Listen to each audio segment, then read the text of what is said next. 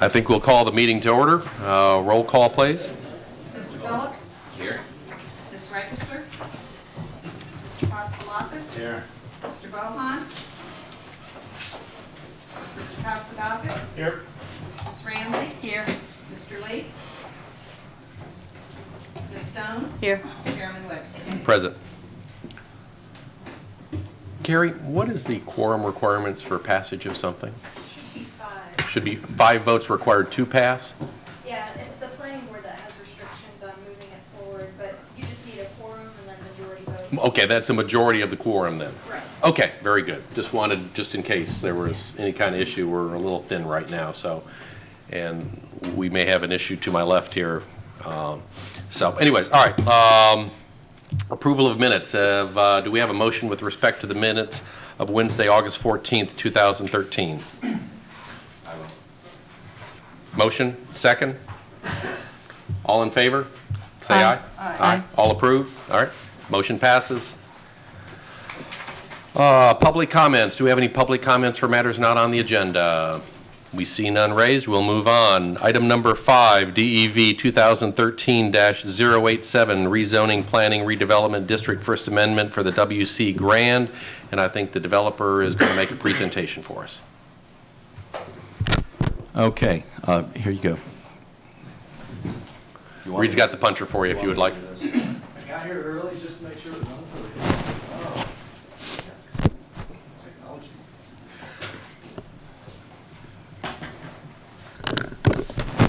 Mr. Chair, Board, I'm Chris Chalice with White Chalice Redevelopment, 112 Orange Avenue, Daytona Beach. Thank you all this evening for the time. My partner, Jack White, I'm sorry that he could not be here.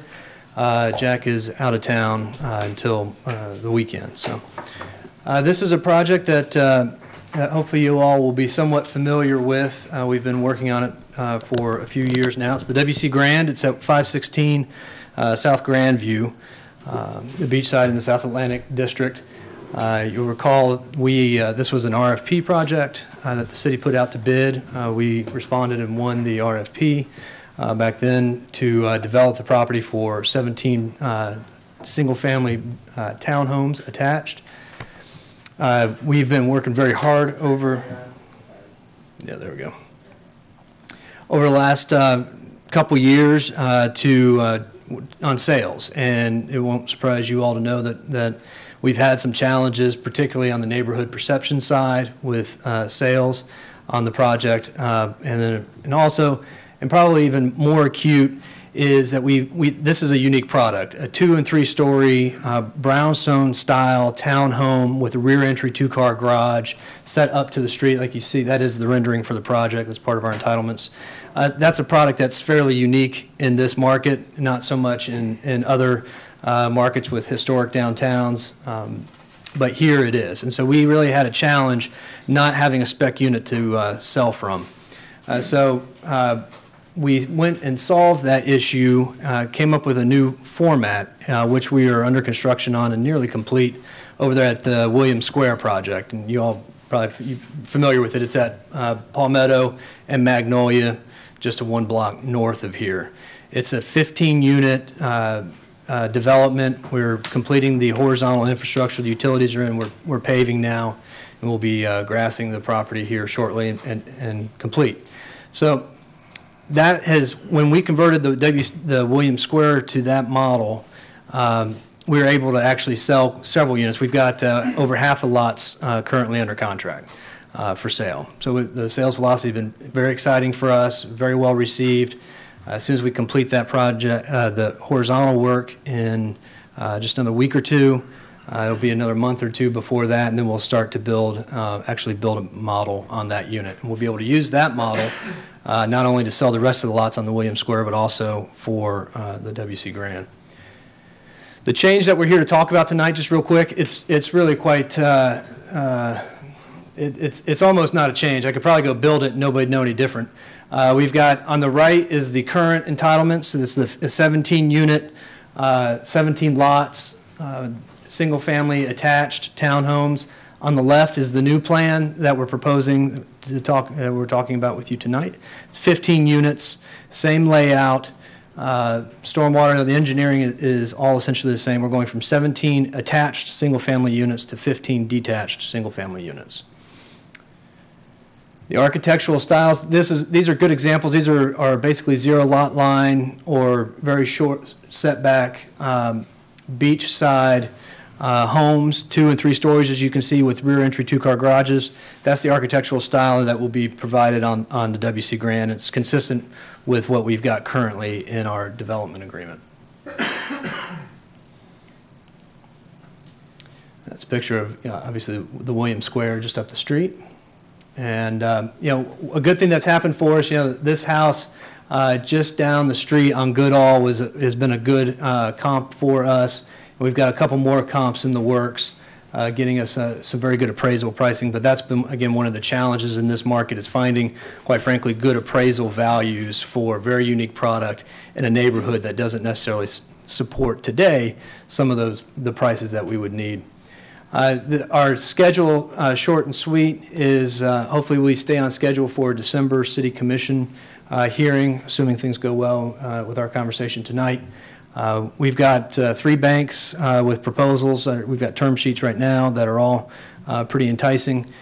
So we'll have our financing wrapped up at the end of the year. We'll go straight to pulling our building permits and start construction first quarter. And then by third quarter, we'll have the model unit, the spec unit, under construction. Okay. Reed, did you have some comments also? Just to add one item in the report, I think Chris gave you a pretty good overview of everything, and that's just that one change from before to this one is that we're taking the one side yard that's off of Goodall, and we're going to go from 5 feet to 2 feet on that plan. So that's really the key change. I don't know if you want to address that, Chris, the reason for that. Well, change. it's a simple geometry issue with the lot sizes. We need to accommodate about 27-foot wide lots to yield a 22 to 25 foot wide unit. Those have been what we've seen over here. What people are coming in with their plans from their architects are units at about that size, and so it's just a matter of spacing.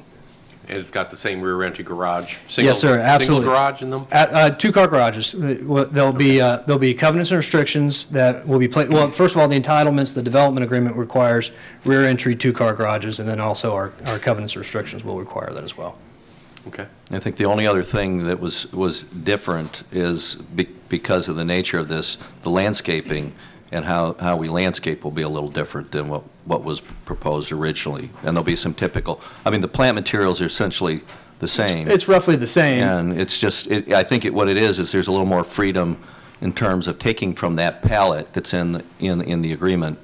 And so the property owner is not restricted to, must design it exactly this way. Correct. It can be changed. Can I get that? Sorry, guys. You can see here the townhomes along Grandview were, the project is set out to the street, consistent with good urban design. The townhomes along Grandview have something of a staggered setback, and then because we were building all of them fixed in place, we can give a detailed landscape plan. With this one, the homes will still be set close to the street, but the individual buyers will determine within a few foot parameter where they exactly put the front of their home. And so we can't plan a landscape plan, but we have the typical planting requirements built into the agreement that staff will see and approve when they come in for their building permits. Okay. Any board questions or comments? I think it's a quality project that the city really needs in that area. I think it would be very beneficial to the city. Thank you. I agree, Teresa. Any public comments? John? Any other public comments? Sorry I'm late. John Nicholson, 413 North Grandview Avenue. I believe this looks much like the original plan that Jack proposed 5 years ago. It was supposed to be single family, and then it came back to us as townhouses, so now it's going back to what it was originally. And I think for the area, having single-family homes rather than townhouses would be upscale, bringing it back up to what we need. Thank you. Very good. Thank you, John.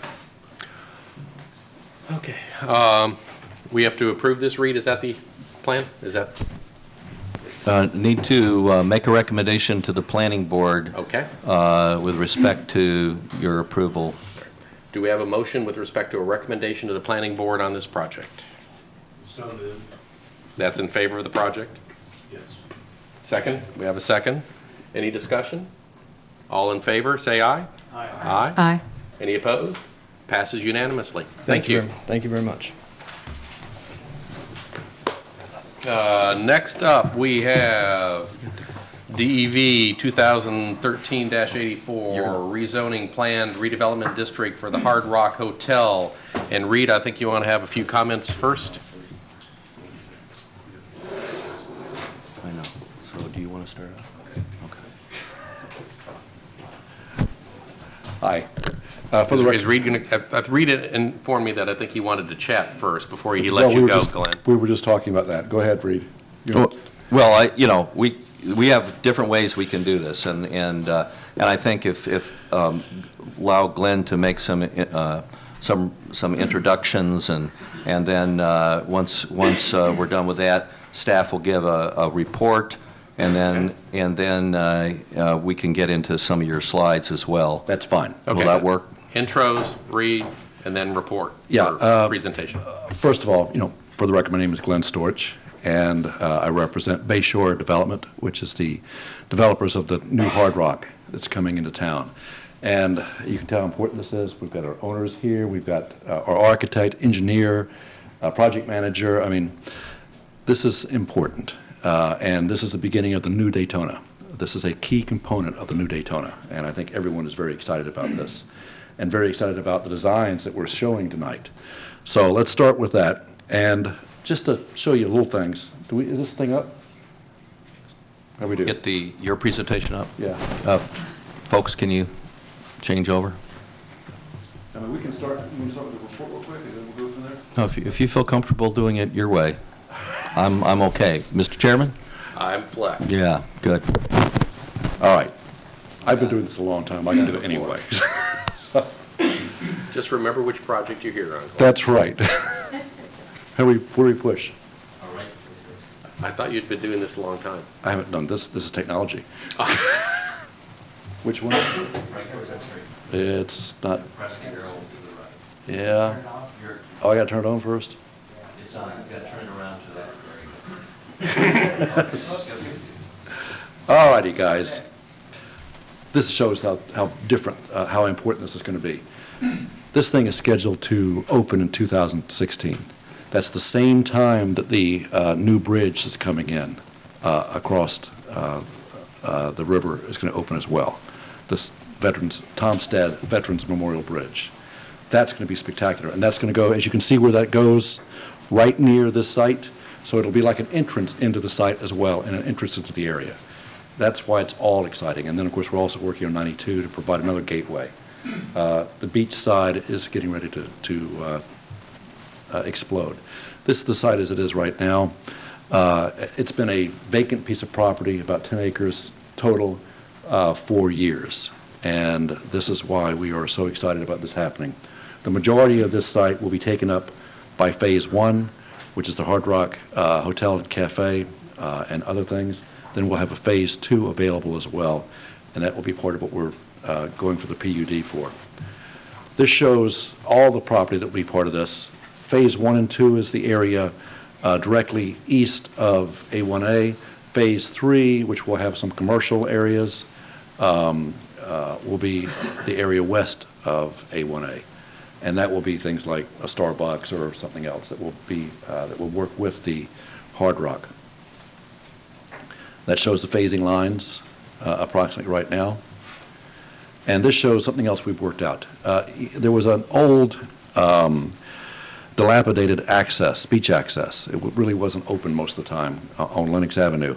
The County Council vacated that access, but in return for two things. In return for a brand-new beach access that would be bike-friendly, handicap-friendly, obviously totally rebuilt and nice. And on top of that, they've also asked us to place a new parking lot. We're placing that around Wisteria. So we are donating the easement for the land and also building 23 spaces, if I remember correctly, and then, of course, an access to the beach. So we're getting more parking, we're getting better parking, we're also getting an access to the beach. All this is tied together. Now, here comes the exciting part.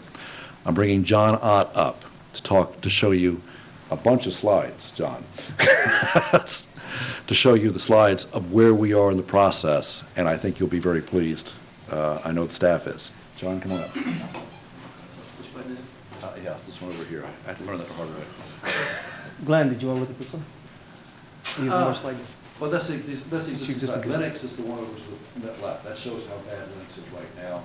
It's basically falling apart. That's why we think we're doing much better by putting a new access in. Okay? For the record, I'm John Ott, Orlando, Florida. So what I'd like to do, we've made some progress since the last time we were here to show you, and what I'd like to do is just, as a refresher, walk you through the design, some of the enhancements we've made, the progress we've made, and then specifically some of the things that were questions both with your board as well as the city and residences on signage and some other details. So I thought I'd embellish on the questions that we've been asked throughout some of the other presentations we've done. So at a summary, this is a recap of the Phase 1 program. And the Phase 1, as Glenn said, is the northern portion of the land east of A1A, is 250 hotel rooms, which is 12 stories, 96 branded condominiums is 17 stories. We've got 20,000 square feet of meeting space, a 250-seat Hard Rock Cafe, which will include 100 outdoor seats. We have, as you'll see in the plans, 120 spaces of subterranean parking, and then a rock spa and a body rock, and then a jam room music studio that I'll be glad to answer questions on, and an oceanfront feature pool with a bar and grill. So that's the Phase 1 program. And then on the PD, the Phase 2 program is planned for an 8,000 square foot signature dining, which would be a high level dining. And then 600 branded condominiums, and that's a placeholder based on the entitled square footage of the property. And then Phase 3, as Glenn had said, will be market-driven compatible uses based on the uses that we have approved in the PD. So this is awful small, but what I wanted to do is just orient you a little bit. So what we've got is you come in the main entrance and we've got a large grand roundabout. The elevation on Atlantic is 12, so the property rises up 5 feet to an elevation of 16, and we want to maintain a clear, dramatic view to the ocean. So when you come up, the Phase 1 is to your left, which is the Hard Rock. Phase 2 is to your right, which is currently the placeholder shown for the 600 condominiums, as well as a signature restaurant, which we anticipate having some grand views over the ocean. So when you come in, you've got the lobby. We have a long linear ground floor that overlooks the ocean, and I'll get into a little more detail with Eric Antelek, the architect, but just to orient you on the site. So moving right to left, we've got the lobby, and then there's a Hard Rock Cafe, which is located here on the ocean with views, and then further to the right is the garage. And to do that a little easier, wrong way. Let me go to the Phase 1. So that was the total entitlements that you just saw. So what we're delivering and what we're looking at for Phase 1, which is the opening for 2016, and Glenn had mentioned, is this. So starting at Phase 2 will be a landscaped buffered lot that we're proposing permission to use for events, for group events, tented events, or overflow parking as the need arises in the event we ever had capacity. Because in the event we ever had full ballrooms, parties out at the pool, we wanted to have the ability for overflow parking. So what we did this phase is we came up and we've got our entrance, and the roundabout will be reserved for Phase 2. We've maintained the long view to the ocean. So again, you come up from elevation 12 to 17. So as you come up and make this view, and if you think of what we've tried to do for the entrances, it's a series of scenic discoveries. You pull into the resort, you rise up, you see the ocean. You make the turn, then you come into the porte cochere. You get out of your car, and I'll show you, and it's glass through the entrance through to the beach. So we've staged a sequence of discovery. And when Eric goes into the plan, you'll see some of this landscaping we've intended to be lush so that you get glimpses of views as you come in and discover the ocean. So you come up and turn left, and from a vehicular path, you'll drop off here, and then valet will park below and return the car. A self-parked guest will come in, drop off mom and the kids, or dad and the kids, come in here, come out on Atlantic Avenue, and then come into the garage for self-park. So from a curb cut standpoint, we've got a main entrance to the garage, a main entrance into the center, and then a curb cut for Phase 3 that we'll put in. And this will allow access for overflow parking or staging in the event we have something there. Also, what we've done is we've landscaped and made this symmetrical, irrespective of Phase 2. So we've got a grand landscape symmetrical entry here that comes in. When you get into the signage, there's a Monument Hard Rock sign here. So when you come in, we've also got a pathway here, and it does a couple things. This area here, you see, can be a check-in facility if we have people parking as an event to check in for an event at the pool or on our event lawn. Or if you're in the hotel and we have an overflow here, you can likewise come through the other way and get your credentials for a party. So we've added a connecting point there. And let Eric out. What I'd like to just walk you through the plans. Some of them have changed slightly, but to give you an orientation. And then we've got some detailed slides to walk you through the exterior materials of the garage and of the building, which have been developed further than what we had the last time we were here. There's your guide if you want to see what's coming. This was brighter. Okay. Thanks for having us. Good evening. My name is Eric Ganilek. I'm with HKS Architects in Orlando, Florida. We're the architectural firm hired to do the project, and we're excited to be here with you guys tonight. I think John's done a really good job of orienting you guys to the project, so I don't want to be too laborsome of your time, but I do want to talk a little bit about this garage that we're looking at. I'll make sure you get the right button here. Where's my laser pointer, John? Let me use this one. Okay, so this area up here is the porte cochere that John was just referring to out in front. That's at the elevation 17 level. We're actually going to come down a ramp this way, and this parking lot that you're looking at, parking garage, excuse me, is actually below grade. It's partially below grade now, below the 12-foot level, 12-foot grade elevation. This will be our valet parking garage. Obviously, we have some elevators that go all the way up to the tower there and go to the floors above.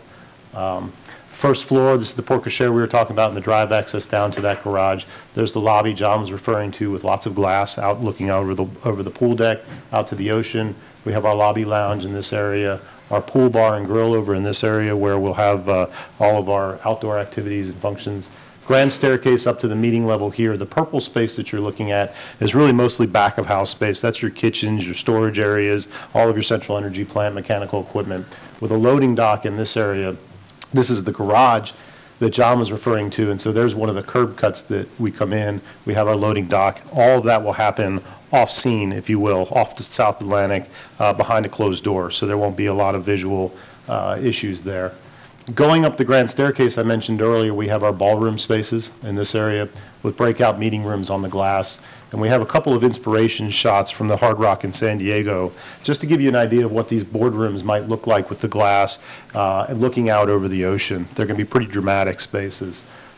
This is one in this corner here that's actually engaged in the lobby area, and so you imagine yourself in a board meeting, and you're actually part of the activity of the lobby. If you wanted to, you could draw those curtains closed and still have privacy. If you go up one more level, we have our spa with an outdoor patio on the back, so we can do private spa treatments out looking out over the ocean. We have really great views off the north side of the property, up and down the beach, as well as to the south.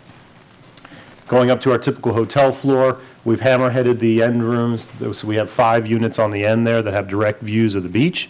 And then obviously all of our hotel rooms on the north and the south side have views up and down the beach and to the river as also. So we really have very little views out the South Atlantic side, which is somewhat intentional because we were trying to capitalize on water view rooms, just to make the economics work a little better. The podium level, as we showed you, is very flat with a parking garage on the side and then the tower. This was a rendering, an early concept rendering we did from the beach side to show kind of the life, the activity of the property.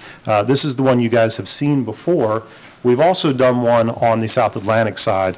Every good beach destination has a good nighttime and a good daytime as well. So we wanted to capture this at the pre-dawn hours, pre-dusk hours.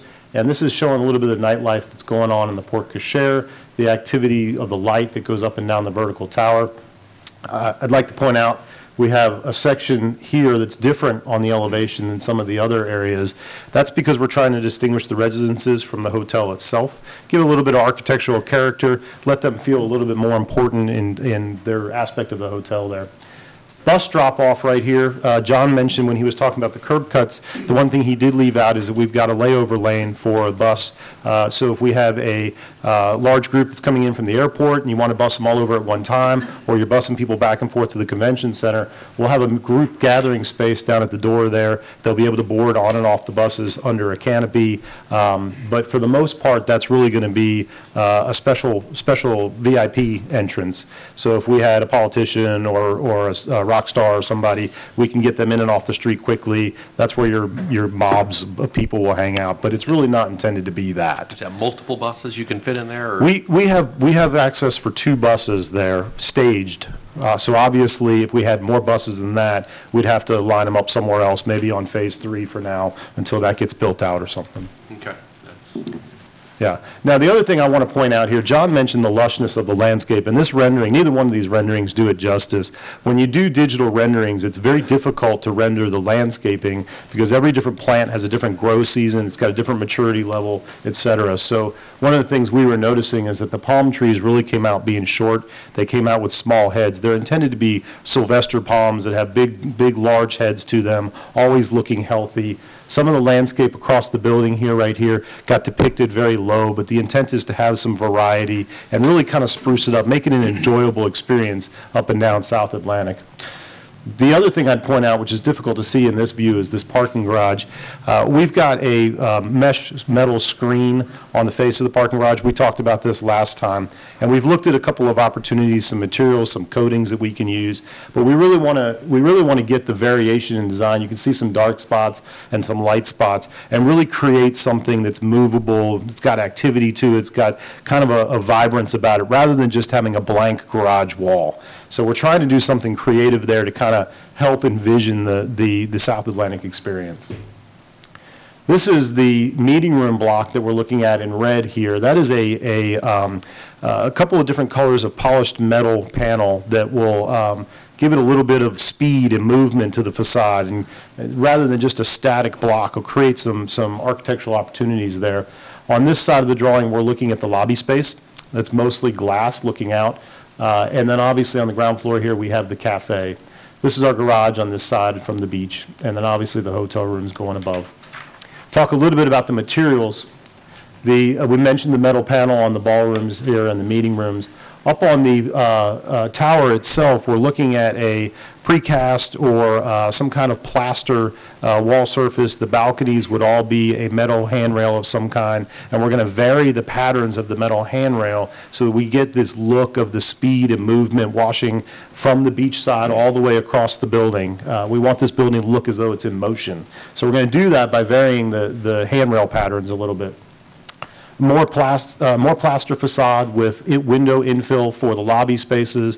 The underside of that is going to be a decorative material. We're not quite sure what it's going to be yet, but we're looking at something that's a tile or a granite of some kind that's got some texture and dexterity to it that will probably bleed into the interior spaces in the lobby and have a real good texture, warm feel to it. We mentioned that metal panel on the garage there. That's a little bit of what it would look like at elevation.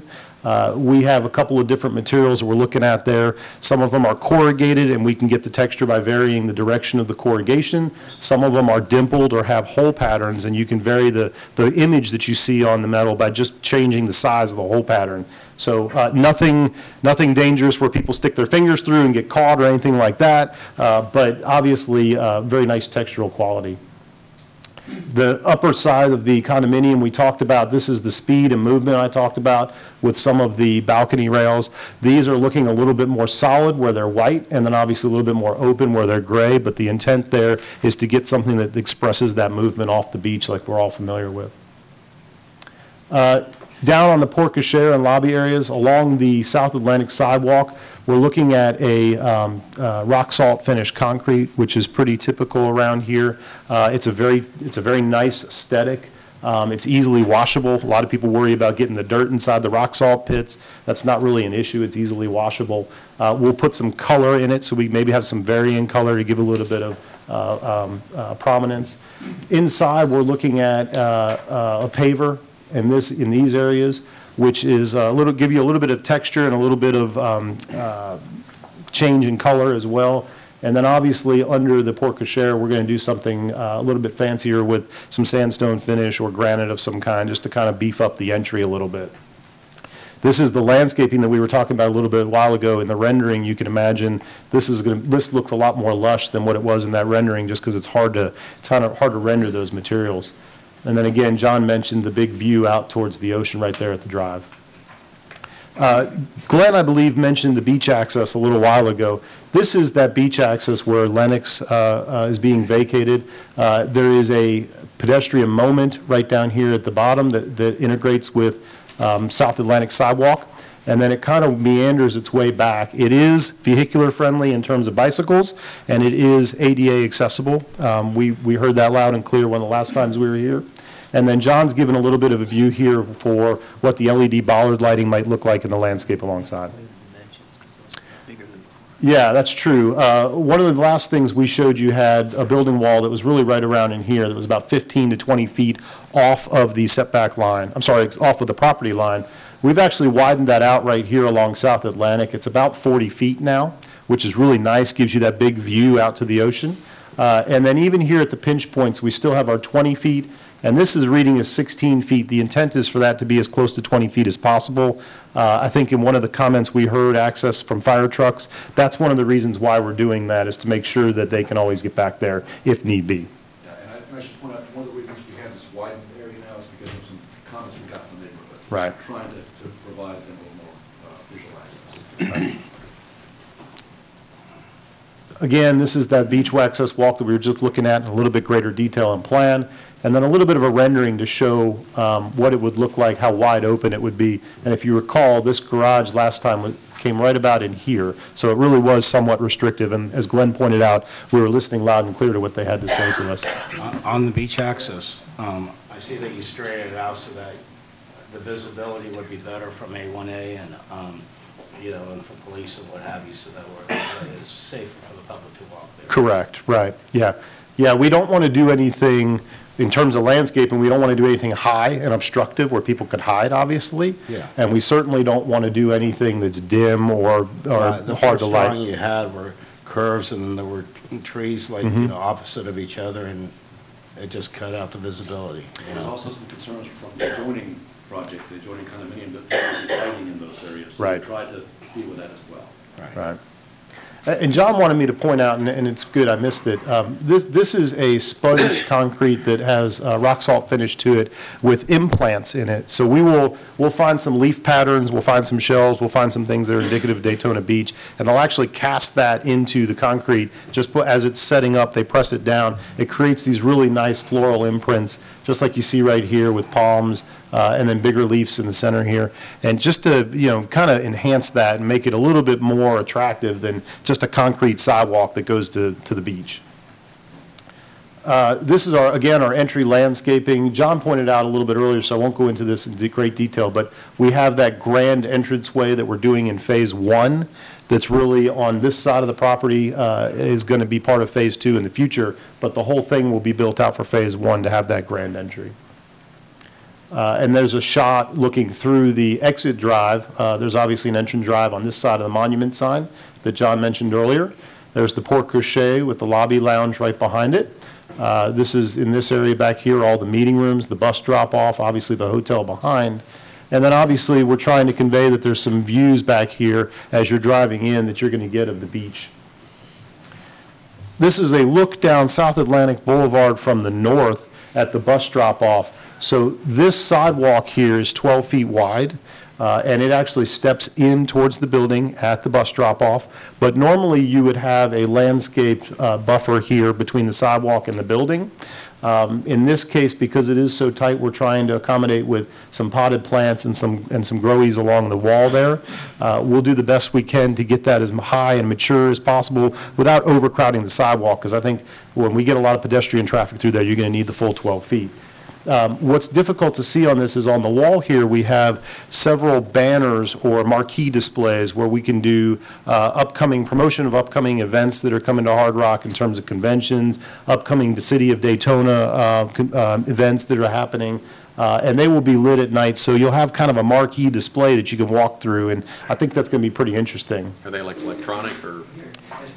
Yeah, they're really art is what they really are. It's intended to be static graphic, not electronic, but, you know, that doesn't mean we couldn't one day do some kind of electronic display. These days, there's so much flat screen technology out there, you can change it instantly. Yeah, the concept right now is Hard Rock has an inventory of memorabilia and rock and roll poster art.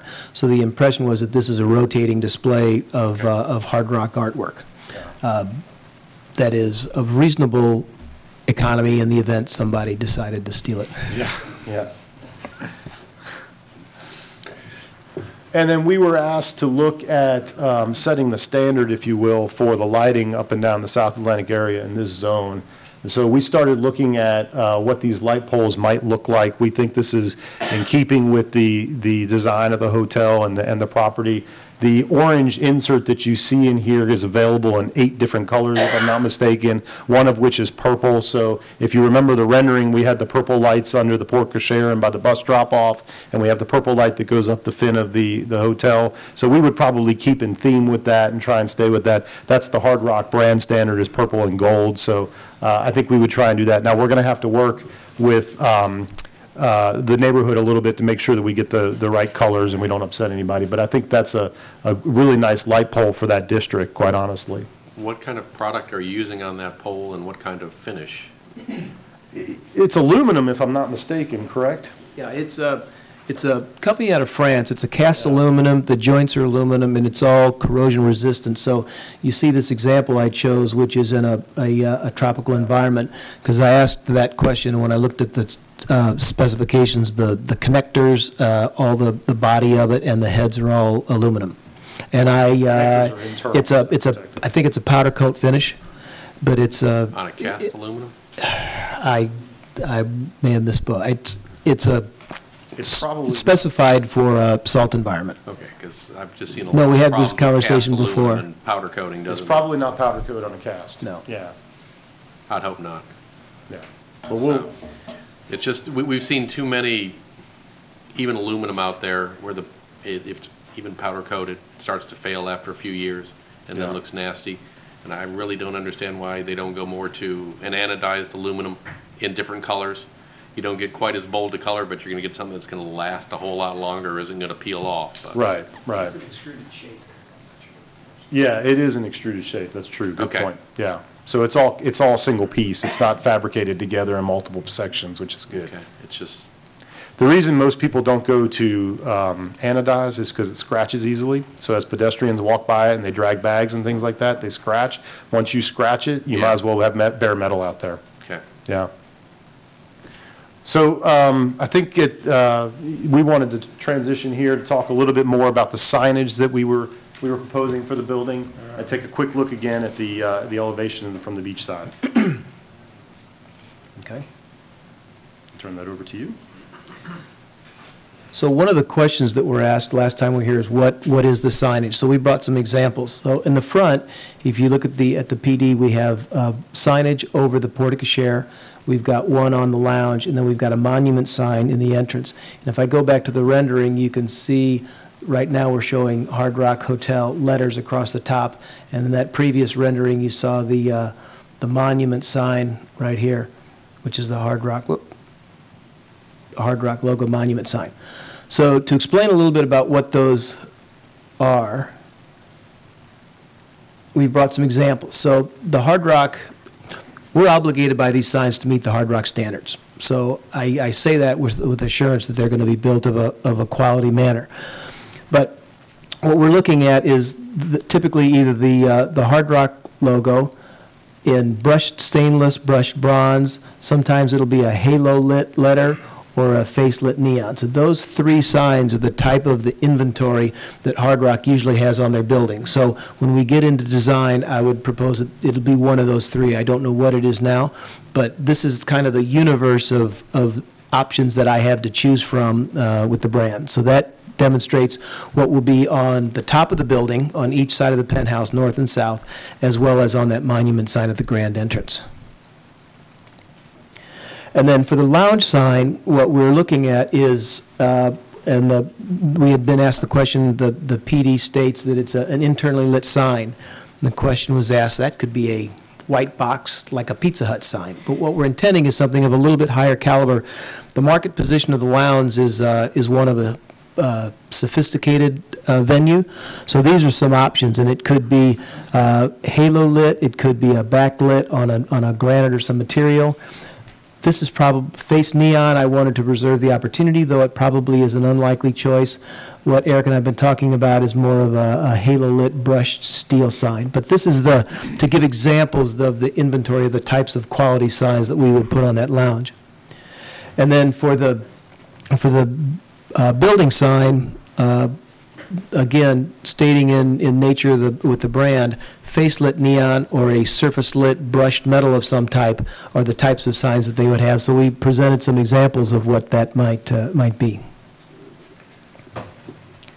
And then on the garage, you'll see in the renderings and in the PD is a guitar sign. The proverbial brand representation of a cafe is the guitar sign out front. So what we're looking at is two examples here is the Dallas Victory Center. This is a double-sided face neon guitar, and then this is in Seattle downtown, and that's the purple Stratocaster Mustang that Kurt Cobain played, and I was actually with Hard Rock at the time we did this. We hung it upside down just because it's the birthplace of grunge, and we figured we'd been a little bit irreverent. So this is a good expectation of what that blade sign would be on the garage. Looking at scale, we're thinking somewhere in the 12 to 20 foot range. You know, we've got to figure it out. And I can show you on the rendering where that was, but that's on kind of the upper left side of the elevation of the garage. Architectural mesh, what we've done is I wanted to give you some examples of this, and what we are looking at is providing two objectives. To provide an aesthetic on Atlantic Avenue so you don't see the garage. We want this to be an attractive architectural building. So we are looking at having Eric design some sort of a skin on the garage so you don't see through on the Atlantic side. Secondly, we looked at the opportunity, well, if we do have a skin, we might be able to project on it. So with some steep angle projection, and the technology today, you can do two things. You can do steep angle projection that's a legible projection, I'm going to show you some examples of, or through the use of stitching together images from multiple projectors, you can create one grand image. So some examples, and we've been asked the question, what is it? So the surface area right now in the PD that shows for projection is an area here and an area here with two steep angle projectors. Are you talking about actually having something that projects up? Yes, I'm going to show you. Live, like changing picture, or are you We're talking thinking about initially what we're looking at, the objectives is mainly static images, promotional materials, and I'll show you. If you had a convention, you might be able to show the IBM logo on the front of the garage on the Atlantic Avenue side. And I think the PD limits our operating hours to 11 p.m. You know, it's all negotiable, but that currently is the placeholder in the development agreement. Unless we want to advertise. So this is an example, and I could let Eric, this is an example of what you could do. If, through different size perforations, you can create patterns on a building so that it has the building has a texture to it. And we actually have, Eric has examples of materials if you'd like to see them, but this is some visual examples of what can be achieved on a building if you do this. For example, here's a corrugated metal made by EcoScreen, and when you put lighting on it, you can create a nice facade. So our point is we want to be the most attractive property here in this market, and this is one of the areas that we think. So when you look at the rendering, from the glass in the lobby to the waveforms in the lobby with the lit clerestories to the garage, this Atlantic Avenue, we're trying to really make a very stately appearance. So as an example of what it might be, here's an event they did at the Hard Rock San Diego. So it's nothing more than a static logo. Lamb Fuels had a corporate buyout, and they projected the logo on the building. So that's one example. Another one, and this is more of a projection mapping, where Virgin Media had an event, and they were able to project the media on the building.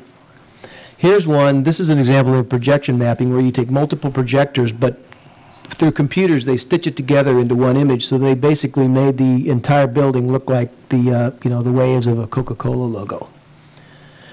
So ultimately, I put this in here because that's the sunrise on the site, and ultimately, that's why we're here. So we'll open it up for questions. Very good. In fact, we're going to have Reed release his report. Yeah, I think Reed would feel offended if we didn't allow him to do No, a staff report. actually, so. and I think, if you could just remain standing over there, what I'm going to suggest, because I think they've covered a lot of the information in terms of what I would have taken you through in the slides. I may have some technical issues. You've hopefully read the report, seen the documents that are in there, and I think, given all that information you just heard, while it's fresh in your mind, it might be better to ask them questions, and I will join in with you. Okay. And then at the end, if I think there's something from my report that hasn't been covered, I'll bring that up at the end, so that when we're done, That's fine. we can have, we'll at least have covered those points, so you can make the recommendation you need to make to the planning board. I just want to make sure that Reed makes a recommendation of approval to you. Have that in his, That's in writing. Right. in writing, so we're technically covered on that. And as you can imagine, I mean, this really is redevelopment. This is exciting, Glenn. This is Did you know exciting. that this was exciting? Yes. That's what I was Okay. gonna say. Reed, Well, why don't we go around? Teresa, any questions, comments? Just a couple. Okay. In your letter where you listed the variances, when I looked at the site plan, I wasn't exactly sure where the CCL was, and I wasn't sure. Oh, I can't hear you. CCL or bulkhead or, and You I put up mean, our presentation. I don't care, but. It was just really a stupid question. no, I meant to say that when I showed the site plan here. Let me, come on. And there is no buildings. Yeah, I'll show you. That's a good point. So we had to somewhere establish the CCL line. It was actually on a survey when we got it, but because there are no structures there today, we had to draw a point from, correct me if I'm wrong here, Mark, from, for the furthest point to the south. of the You might get to furthest speak, point Mark. north. I think we'll let Mark take that one. Yeah. And Reed, are they Mark south Dowse, of Temco? Daytona Beach, Florida. Are they south of Temco Terrace? Thanks. Oh, never mind. Forget that. Go ahead, Mark. Forget that. Never mind. Go ahead. That's good. Mark. For the record, my name is Mark Dowse with Mark Dowse and Associates. And normally, you do have buildings that establish a line, what they call a line of construction. In this case, they had all been demoed. So we had to establish the buildings that were either to the south and to the north and connect the line between them. And there's really two lines that they use. One, which establishes the line of the building, and another one which establishes smaller items like pool items and so forth. The actual bulkhead line runs right about in here. That's the normal seawall bulkhead line. And then the CCL line, or the construction setback line, is all right here. Although you're allowed to put garages seaward of that line, this proposal doesn't have any garages subterranean or elsewise seaward of that line. Okay. So we're compliant. We've had 2 or 3 times where we've sent materials off to FDEP, and we'll have continuing consultation as the project develops. Okay. And this is just a question. Is there a sign ordinance that they need to be relieved of? Well- Because I love your exterior finishes, I do, and I just wouldn't want anyone to tell you not to do them. Thank you, Teresa. I was curious also. Yes. Is there some sign ordinance that going to affect this projectioning? That's the beauty of a PRD. Okay. In terms of addressing any variations from our sign ordinance, and that through this entire process for everyone to you have the signs that are marked in there and their sizes, not the detail that we just saw tonight, but I think again, if you like it, then you just need to confirm that in your approval or what. Does the PRD have anything that, I can understand the static projection, but I also could think that it could project movement And I'm curious, is there any prohibition on that? There isn't, and in fact, you know, on the event lawn, we're looking at actually using potential movement on that from the beach side. So it could be really cool. Now, the area on Atlantic, you know, that really is going to be probably more static than anything else. Yeah, I'm concerned about Right. the residential side and them not wanting a whole bunch of, And I can- a movie screen going on out And I can there. understand that, and we can discuss that. So the Atlantic side, we might want to look at static is that all right with you guys? We can look at that, all right. I wouldn't We can- put in that restriction if I didn't have to. Then let's not do that then. I don't know. I got to tell you, I mean, one of the things that was so cool, I went up to Detroit recently, and I saw this on various buildings, and it really is art. I mean, it's interesting, and it's exciting, and it makes you feel like you're part of something. Well, we've actually had a proposal to do it down through Main Street on some special events and such, and it hasn't gotten anywhere, but it's a neat concept. I will tell you, that's right, and a lot depends on how you're doing it and what building you're doing it. This building is going to be, I mean, you see the building, it's iconic. Quick question then. Yeah. Is this only being permitted because of the PD on this? And no other structure can get it without going through this process? That's correct. Okay. And if you look at other PRDs have done, if you look at what happens at Speedway, that's where you use some kind of a PD to address some of these variations of what we have in our sign ordinance and get them approved. And in the case of some of these big institutions now, they have an actual master plan. We're not talking about it here because it doesn't meet those requirements for a large campus, but. And is there any concept of using sound with the projection? There was not. Okay. Well, that's different. He's saying, what about music? Well, of course, we're having outdoor music on the other side, but that's different. That's- Okay. Is there anything in the PD here that deals with the issue of anything unusual under the outside noise ordinance, the amplified sound and such? Does anything alter what is the provisions of that in this PD? It has a limitation. Yes. In there of the decibels. Is it 70 or is it more? 10 dB No, above the 10. background. 10. Right. 10, it's in the report here.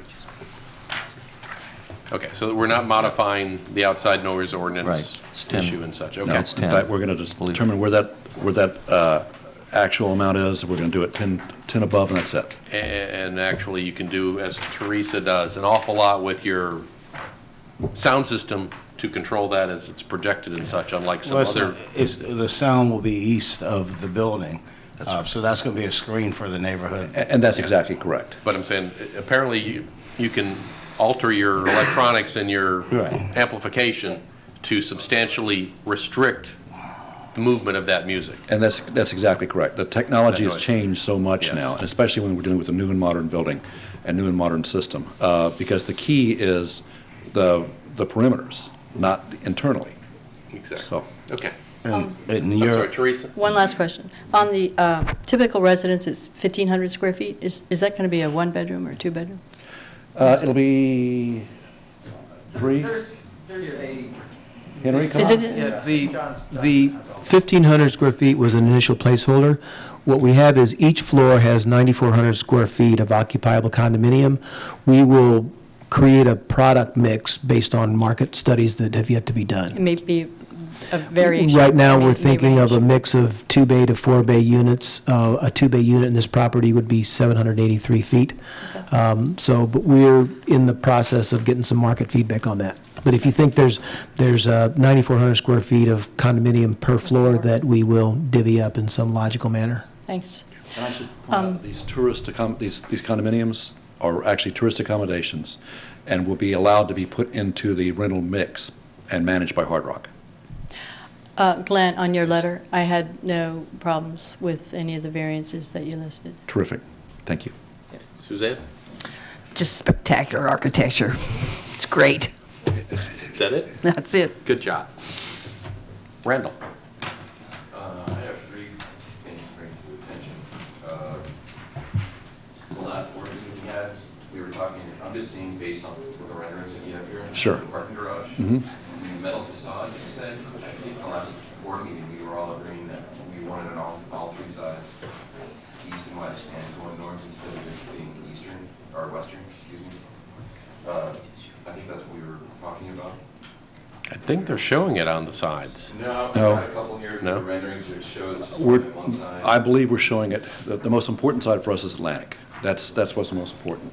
And the cost of this stainless steel mesh is outrageous. So I don't anticipate, we're not showing this at all four sides, are we? The mesh? No. Yeah, okay. No. You know, it dawned on us, we meant to hand these out before the meeting. These are a copy of the slides that we just showed you, so if it's okay with you, we'll give you a copy, so you have an updated version. Okay, so the stainless, the mesh, whatever product it is contemplated only on the Atlantic side at this point? Just so we're clear? Is that correct? Just the Atlantic side? Possibly. The architecture we would like to propose that we get approved has the mesh on the Atlantic side. The honest answer is, if budget allows, I want to put it on the beach side too, but I don't want to be obligated to put it on the beach side. We would like to and we hope to, but that's going to be a budget-driven decision. The most important thing now is getting this thing built. Randall? We felt, honestly, we prioritized the Atlantic side because we felt that was the best face to put forward on Atlantic for the city and for the public side of the building. The mesh on the other side will also protect the architecture, but it'll also be a projection amenity for us. So hopefully we'll be able to pull that off. Randall? Secondly, from what you brought up, the lighting on the packet we got, I don't know if you've noticed, but a lot of them say, or a couple of them say aluminum and powder coat. That was a concern that you brought up. I've ran a couple of hotels here up and down the beach side. Bad idea, man. This literally a powder coat the aluminum will just sit there, and anytime moisture gets underneath it, that powder coat just pop right off and flake off onto any surface underneath it. Again, we will be looking at this. Obviously, we want this stuff to last for a long time. So we'll look and see what kind of Yeah, I solutions can are. guarantee the powder coat, even the best stuff, has got 10 years. Best stuff. What I might say is that it's a design intent for the PD. We really, when we get through schematics, we'll do that research. And whatever product we put there, we certainly will make it last, and we'll pick a product that it lasts. Yeah, we're just trying to let you know what we've experienced That's what I'm ourselves. saying. We appreciate the experience. And my last question, is the property on Temco and Wisteria, the parking garage? Right. Parking, it's just a parking lot. Excuse me, parking area. Or is there going to be any trees, or is it just going to be parking area with no? No, it'll be landscaped. Okay. Yeah. Okay, good. Dino? Okay. First of all, I'm 100% in favor of this. Had a couple questions. One, now, the difference between the PRD and the LDC would be some of the, like for instance, there's some uses that are not even mentioned in our LDC that will be part of this. There's going to be the earlier item that we talked about with the signage. You know, what else is different from the LDC that's in this PRD? Well, there's several items, and you know, we don't have with all the uses that are listed in there. There's just a couple that we have an issue to just fix where we put them. What staff is recommending is Right. that we change the principal uses as accessory uses to the project, you know, and that is okay with the applicant. Staff was concerned, sir, staff was concerned that if you don't do that, you might have a standalone bar here without a hotel. That wasn't the intent. Right. The intent is this whole thing is going to be part of something exciting. Okay. And those other uses that they were concerned that we might be creating precedent for, we're not going to do that. Right. I would think, in fact, since we've written this report, we just we're meeting all the That's right. time. This is continuing to change as staff continues to I don't want offer to up say change, I comment. want to say refine, And- Reed. Well, you got a tough schedule to meet, I think, but I'm very impressed with the team that we've been working with and how quickly everyone is responding and being very responsive in terms of addressing any issues that we've had here. And you can see the amount of time that staff has spent on this, and they've done a great job as well, and we've been responding to everybody who has opinions on this. Actually, I wanted to, just forgot to ask, with the music, what was the title you called it? You said you had information on it, the jam something? Oh, jam room? I did want to know about that. This is great. Okay, so Hard Rock has a new component in their hotel. It's called a jam room. And what you do is it's a recording studio green room. So if you and your buddies are staying at the hotel and you guys played in a band in high school, you can go down and you can check out your Gibson SG or your Stratocaster. You got a drum set there, keyboards, and basically you can rent the jam room. You've got a green room, you've got a full bar, and basically it's yours. And you walk out of there with a demo tape. So you're jamming with your friends, you come out with the tape. Those that don't play music, belly up to the bar.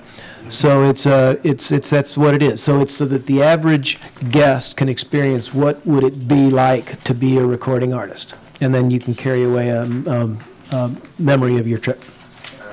They also have a Hard Rock now has a instrument program where you can actually check out instruments, take them to your room, and play. How they handle amplification, I'm not sure.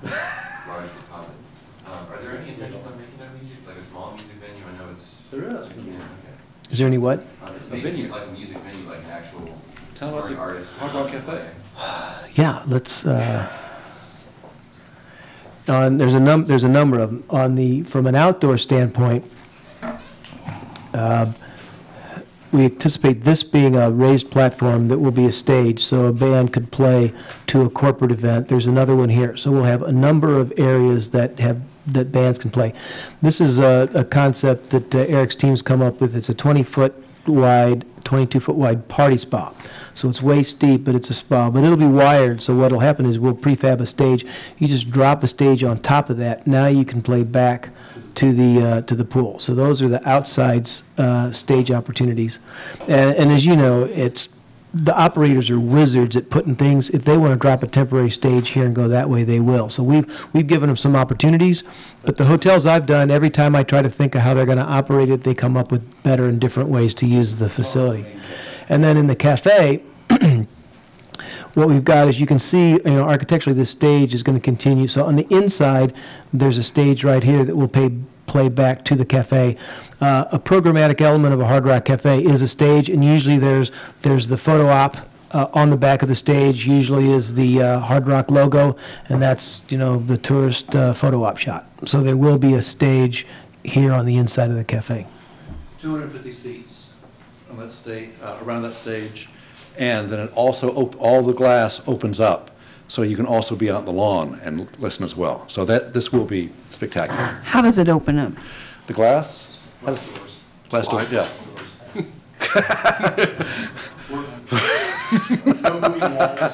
That's what I was asking. Garage doors, none of that stuff, glass doors. Yeah. Okay. Force field disappears and it just. Okay. Yeah, you meant like, But- disappearing walls. But it is cool because then the band will be playing out, looking at the ocean. Okay. Dino? A couple more on page 15. Specifically, they talked about waiving, now, it says vertical construction permitted east of building line, but I thought that we weren't having any. If you look at the way the landscape is shown, some of these things, I can show it over here. Why don't you go ahead and do it? What are you trying to do?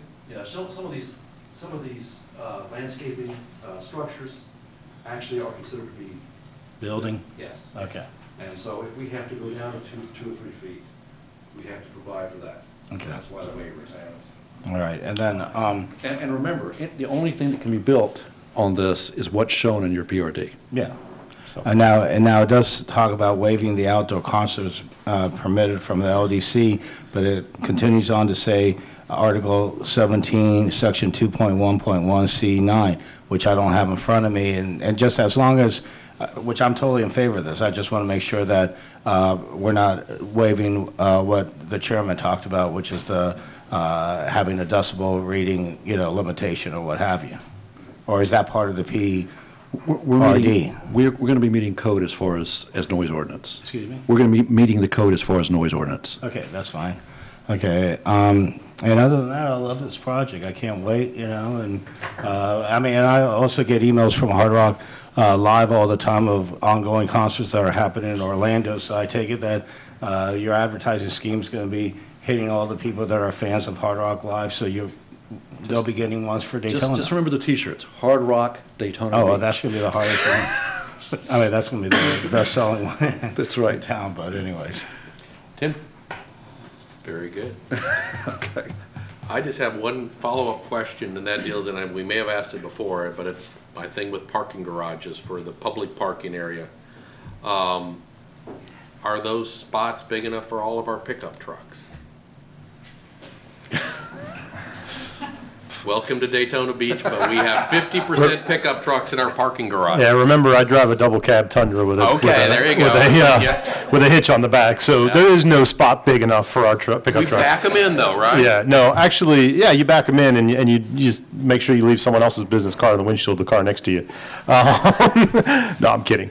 No, the spaces are all going to meet code. They're going to be the 9 feet by 18 feet wide with 24-foot drive aisles So between they are the them. 9 foot wide. They will be, Okay. yes. Now, again, we're required to have van clearance, ADA van clearance on the ground floor, so we'll have a little bit of extra height on the ground floor. And we may choose to reserve some of those spaces that are close to the ground floor for pickup trucks, because I know it's not just the size of the truck sometimes, it's the size of the tires or the lift kit that's on the truck that becomes the problem. But to the best of our abilities, we will accommodate the pickup trucks that are reasonable in size. And if we have to, we still have the overflow parking. Yes, yeah, we have the overflow parking. Right? Is that street level parking? That is street level parking. Okay, all right, very good.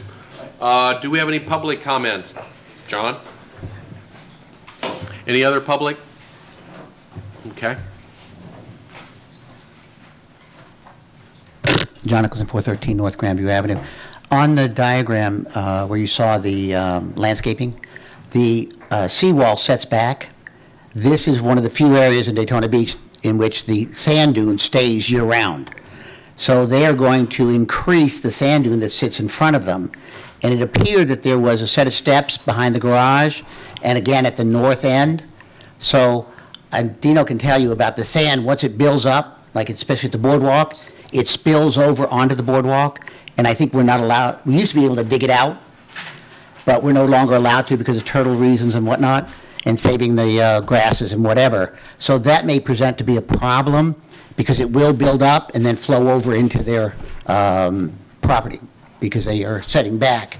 So it gives, I don't know, appears to be like 20 or 30 extra feet of sand dune to accumulate. It'll only take a year or two before it does that. So they may want to figure out a way of getting around the county's ordinance or the state's ordinance of digging out the sand dunes because technically it's on their property.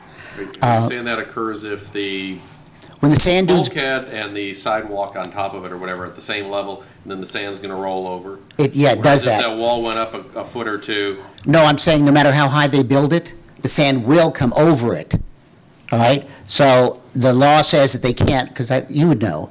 Remember they used to dig out the front of then they stopped? And then the sand just literally comes down the sidewalk. It's a pain.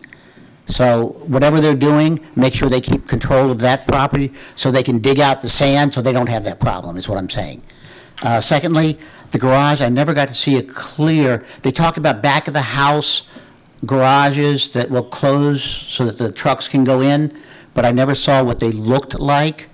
I know we had a problem with the Beach Patrol. They were not supposed to have their garages facing A1A. We wanted them on the side, and they said it couldn't. So now you have this run-of-the-mill parking garage. I think we went over that last time they were here, and I was satisfied, so. Okay, I've never seen what they're going to look like. Third, the exterior, the bathing of the lights, so I'm presuming we're allowing that purple and that green kind of thing? Because I like that. It's happening all over the place. Turtle lighting, I don't know how much they've been fighting the people at the Turtles, but whatever you do, fight, because you don't want that dark out there. It's a pain in the rear. I was going to mention landscaping, but once he said Sylvester palms, I know what they're talking about, so they're probably going to be good on landscaping. The colored sidewalk, they have one with the leaf in it going along the side, the public parking. I'm wondering whether that's possible, that public approach could have a colored sidewalk. I know the city of Coral Gables does That's what coral. they were talking about. Right, so if they could do it in color. And we talked about powder coating, that's my pet peeve. It lasted 6 months on the boardwalk. And the LED lighting, remember I talked about at some point, Frank Heckman, like 5, 6 years ago, said we will talk about the 30-year-old lighting ordinances that we do have in the Main Street CRA. I think we ought to do it because we're getting stuck. LED is the prime thing and the changing. So if all of these had been discussed, we wouldn't have to worry about it, because there's a lot of stuff they can do that their hands are tied because of our LED ordinance. Thank you. Thanks, John. Okay, any further questions or comments from the board?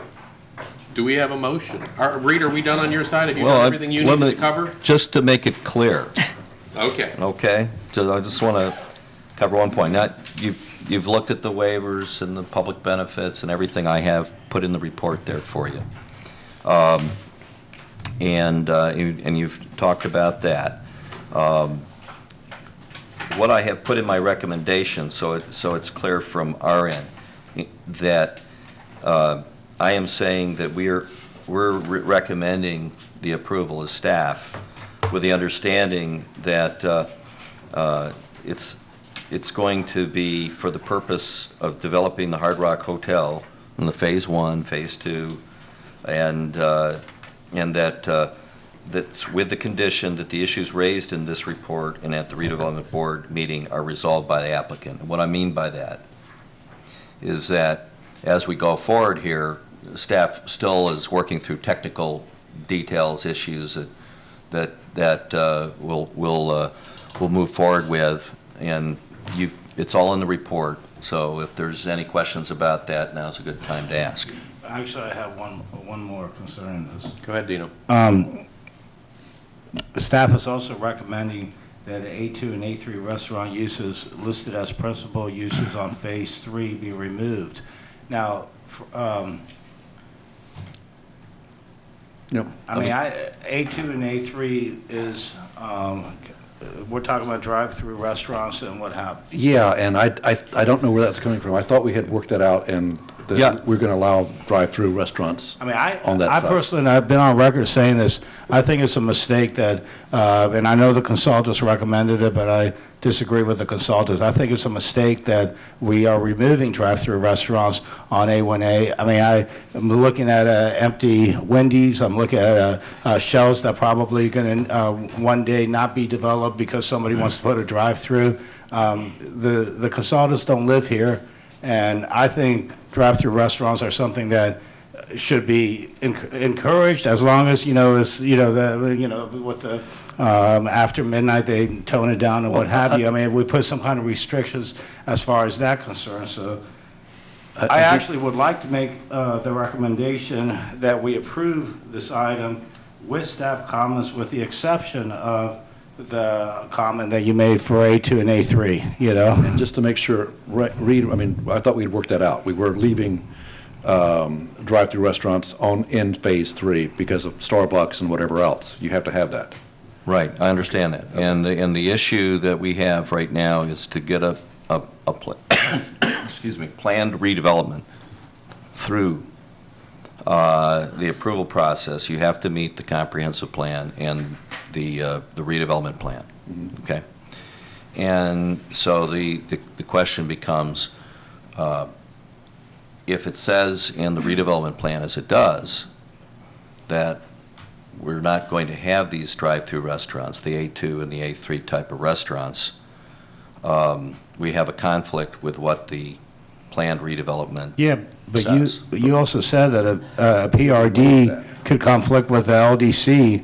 Because the LDC doesn't have anything in there that allows for these signages that we're approving too. The difference is, so the LDC you can have waivers from, but the comp plan and the redevelopment plan are controlling. So whatever the zoning agreement is, it has to be consistent with those things. So either the redevelopment plan needs to change or they need to drop out. Okay, so if I made a motion to approve this item with staff recommendations, with the exception of the A2, A3, pending that the comp plan is amended in the future to allow for A2 and A3, then this will allow for them to go forward. And just so I understand. Or the redevelopment plan. Yeah, the It's comp not- plan yeah. doesn't prohibit it. Yes. Comp plan The is fine. It's the It's redevelopment plan. And the redevelopment plan, in terms of this project, Phase 1, Phase 2, and Phase 3, is supporting this all the way through. This is what we've said we wanted. And the only thing I need to point out is that in that plan, on the west side of A1A, there are provisions in there that talk about prohibited. And I'm not saying that at the end of the day, we won't, as I've said, if we can resolve that at the end of the day, that's what we'll do. But we need to bring it up as we go through the process here, that's an issue. I didn't think it was prohibited per se. I thought it was discouraged, but we can look at those. That's right. issues. It's discouraged. It was discouraged. Yeah, but I and- had a problem with that discouragement from the beginning, No, that's I agree with Dino. you know? okay. What it said. Could we revisit this Sure. discouragement at our next meeting so we could allow for it? Because, But the land development code afterwards went on to prohibit those types of restaurants, and that's the, well, that's what I just said before this, and you said the land development code is all right with this. no, the land development code in this case says you can't do it. You use the PD. But that's what I'm saying. If we have our PD that says specifically you can do it, which is, it's in the PD right Yeah. now, and we have a land development code in which we're asking for specific waivers from, which I think we can ask for a specific waiver from. And under your redevelopment plan, all you have is a discouragement. And a discouragement because this is not, some places may not be the right place, but this is the right place. I don't see a problem with this. Well, we need to look at the language in the redevelopment plan and pin that down. This board, if they do agree that, if their preference is, amend the redevelopment plan versus taking the use out, you can make that recommendation, it'll be in the minutes, and then applicant and staff can go ahead and work out the resolution of that issue. Now, I would go further. Dino, why don't you do a motion to approve it with the strong recommendation that that issue be resolved and that we support them having the drive-through restaurants in that portion? That'd be terrific. I make a motion that we approve this item number 6, Thank you. with the strong motion that we resolve this issue about the A1, A2, and A3 restaurants. But I will go further and accept staff's recommendation to make the hotel the principal use, and every item here would be accessory to the hotel. So I want to see the hotel bill, and then they would be able to do every one of these items. But does your motion also encourage? And my motion also encourages the building of this, but it mostly encourages the building of the Hard Rock Hotel. And I do we have second that. Second. Any discussion on the motion? All in favor, say aye. Aye. Thank Any you. opposed? Passes unanimously. Thank you so much. Thank you all very much, Glenn. Appreciate it. You and your whole crew there. All right, and Tim's got to abandon us. Our quorum will still stay for, I don't think we have any voting left to go anyways. I think he's one of the owners here. The next item we have up is special events discussion. Let me just tell you what the concept was here, and we're down in numbers and such especially. We've been talking about the Main Street guidelines and such for a while here. We were going to discuss it last month, and there was nothing else on the agenda, so we said, let's not waste staff time and energy coming and showing up just to discuss that, especially with Biketoberfest around the corner. So talked with Reed and said, why don't we just bring this up? Y'all, what I would like people to do is go to Biketoberfest, okay? Walk Main Street, okay? Walk it at noon one day, walk it at 7 o'clock one evening, and then go down there at 1 o'clock in the morning if you can, okay? Just check it out. And be looking really for things like where the bands are positioned and how many are on one property, and is there any management to the event, or is it just everybody doing their own thing? Look at portalet facilities. look at traffic flow and people, and just look at those things. Look at the vendors, see how many there are. I'm looking and I'm seeing things down a little bit for what's being prepped, but I may be wrong. But we've lost, in the last year, we opened up the one little restaurant, the two-story place. It was Wise Guys, and then it was... Well, the Wise Guys, and they closed, and then Right. the other little one opened up, and it's closed. What other little one? With the tower. Oh, the tower. The tower is actually open. Yeah, Well, it's they're not closed, back is it? open, but they've been closed for, Yeah, a lot. they've been closed He for a doesn't couple go of months. outside. What's that? He does not go outside. Yeah, I mean, it was blocked up and Yeah. it was effectively closed until. You mean a he week or doesn't two have ago. outside vendors? Or anything outside. Yeah, but I mean, Well, I it's, think he might have a TPA. yeah, but it's very, I mean, he's been hurting. I Yeah. think he's struggling. Yeah, yeah, and Wise Guys is closed and Right. all that, so I just Mikey encourage you to go loves. down, Mikey loves. walk it, experience it in a fresh perspective, and then hopefully next month we'll come back and have a meaningful discussion about it. So- You mean Wise Guys is now Loves is closed? Mikey Loves is closed. Not that we could encourage this, but I wish somebody on Main Street would open up a piano bar or something like that, that would like Howl at the Moon or what have you. So it needs a themed type of, entertainment, and then it becomes unique. And I mean, and you did that with the Bankum Blues, and that's why, you got so popular year round. It needs a themed type of entertainment to where people want to go. And I mean, I would love to see Yeah. something like that. And I think with these two major hotel projects being bookends for the Oh, whole yeah. area, it's gonna, in a couple years, it's gonna be a whole different environment. So I agree. we need to be thinking ahead and just, but go down, take a look at how things, see how many people are there after midnight, okay? And by the way, I want to mention, you're affirming everything that I said at that one meeting, where the way that you're designing the Dirty Harry's with the fencing around the perimeter, and then everything is exactly what I thought you would do, which is not taking advantage of the itinerant vending, but trying to make the stage area for your entertainment a little bigger and stuff, and I can see Thank it you. happening. Thank Yeah, you. and publicly, I want to really compliment Teresa on the renovations down there. It Yeah. looks good. Thank It's you. Yeah, it looks quality. good. Thank you. I mean, But- that's what will draw people and make them feel safe. But I'll use it over, I had confidence that Teresa was going to come through with that, but I don't have confidence with your next property owner on Main Street, which means I do want to revisit that issue about tearing down a building in the near future, and I don't want to wait for the recommendation of what's his name again? The Clarion Clarion. report. All right, so I do want us to revisit it, because not everybody's going to be a Teresa, okay? Understood, understood. But at least somebody's setting a good example. Yeah. Spend money. And it wasn't cheap either. But it's to code. That's correct. Well, no, it may meet code, but it's well done, and it Yes, it looks it well looks- done. it looks nice. Thank you. And, hopefully some others will follow suit and such. The poor little place, that little tower place that opened up, they did nothing, and it was a disaster before. It just looked nasty. There's nobody going there. You've got to have what looks like a quality establishment to draw people into that area. They're not just going to end up there.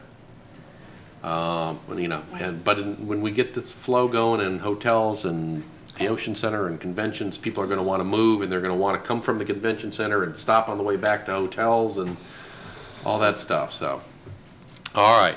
Should be good for all of us. Yeah. Anyways, that's the plan with respect to special events discussion. Redevelopment projects update. Limo cycles. All right. Oh yeah. So I think it'll bring some new fun to the beach. If you've ever been on one of these, they have them in Savannah and some of the other coastal towns, and they're great. And Are we allowing drinking on it? I don't think so. No, there's No. no, not in this location at this time. This is to hopefully create familiarity, and then if down the road they can convince us that that there's a reason to bring alcohol into the picture somehow. We'll see what happens. But now you could get on this limo. You can go on a tour, and then you can sample some of the restaurants and Do a and pub crawl. establishments all throughout the area, and come back and continue, as long as there's a sober driver on board. Designated driver on the bicycle. That's right. Yep, very good. Anything else, like Reed? That's it. All right. Any board comments? I'd like to commend Dino for the success that he led the Friends of the Band Shell to this summer with the concerts that they had. Oh, they were great. I had friends from everywhere talking about it, and I know your crowds were just enormous. And I really and truly credit Dino with the leadership of staging it and bringing it and making it happen. And Dino, wasn't it more cost-effective? Well, first of all, not only did we end up making more, and it's not that, on donations, I mean, we spend well over $100,000, and we're like going to have $5,000 net more than we did last year. But the fact that we actually were able to raise enough money to fund these concerts is a miracle, considering the fact that it's a donation-based item. And by the way, let me also say that the city did well too, because the city, even though they took away our ability to sell alcohol, which I'm not complaining about, because they also gave us money to help fund the project, but and it is their facility. But like, for instance, just to give an idea, the Journey concert, they grossed over $6,000 on that one day in alcohol sales. On Jimmy Buffett, over $4,000. The Rolling Stones tribute band, it was over $4,000. So I mean, it was like, so the city actually saw some money, coming in as a result of that. And I could tell you that at the last dinner that we had at the Friends of the Band Show, it was clear that we're going tribute bands from the beginning. Maybe not Memorial Day, because Memorial Day has a little kind of, traditional thing with the Army Navy and the Navy band and what have you, but right after, from that point on, and all the way through, we're going to be doing tribute bands next year, if we all agree with everything, Just really so nice to see putting up something people really want to see. Yeah. And doing it in a market-driven, capitalistic way, and making it work. Oh, and they were city making a excellent. few bucks at it too. They Heaven were forbid. excellent. I was telling a story to one of my friends what happened with, and I'll be brief, but the Journey concert. Okay, they started running a little late, so they turn around to me and they go, "Can you, if you want us to play one more song, we're going to run past 9:30." I go, "Just play that song." The crowd was loving it and everything. Play that song. Don't worry about it. I called up the fireworks people. Listen, don't shoot the fireworks at 9:45. Wait for my cue, which was only 5 minutes later, and shoot it when I call you back. And so they played that last song, which was unbelievable. The crowd loved it and everything. Then I called for the cue. The fireworks went off, and it did. That whole night was just unbelievable. We all. I enjoy so much that I actually ignore my stores and sit there with Friends of the Band Show and help them out. I think it was the 4th of July weekend is the biggest crowds I've ever seen. Yeah. Down on that beach. I mean, in 30 years. Yeah, well, we decided on What's the. that? Labor Day was no slouch either. I didn't get down there for that, but it was amazing. Jimmy Buffett? What's that? Labor Day.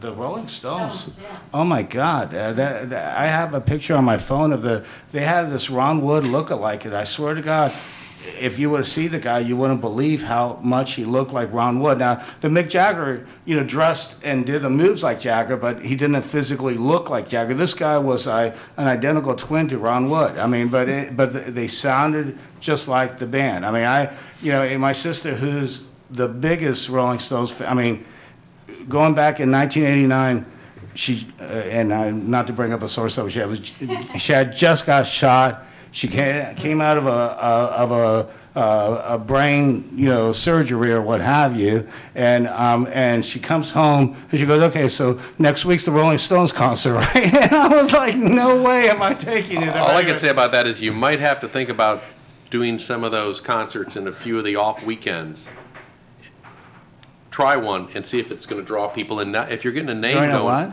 doing it in an off weekend in the fall or something like Well, that. what I'm going to try to push for and I already set the stage for this, because actually my September at the Boardwalk on Saturday nights have been very good. And what I'm going to try to, and I've told all the friends of the band show that, and I'm hoping that next year we could do Memorial Day through the end of September, you know, that's what I'm trying to push for, because if we could do that, it would be great, you know. I mean, because it got to the point where people were just accustomed to coming every Saturday night. I mean, it was like you could bet that there would be 4,000 or 5,000 people coming, and we were like getting ready for it, you know. And and then suddenly Labor Day happened, and it just dropped, you know. You know, tell them you need another parking garage to accommodate all of it. Yeah, I know, no, well, no, but seriously, the editor of the News Journal, Pat Rice, wrote an article criticizing the lack of parking, which then